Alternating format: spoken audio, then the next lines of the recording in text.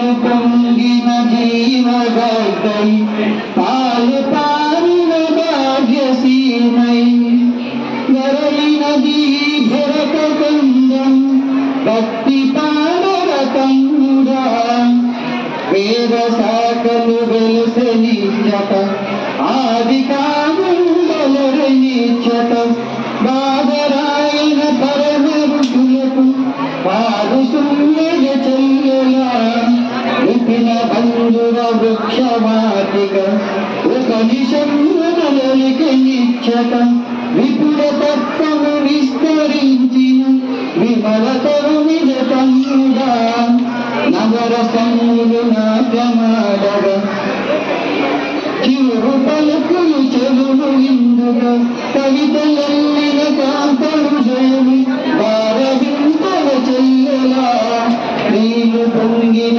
జీవగోట పాలు పారిన రాజసీమై వరలినది భరత కందం భక్తి పాడర తమ్ముడా. ఈరోజు భారతదేశం యొక్క గొప్పతనం ఈ కథలో ఉంది.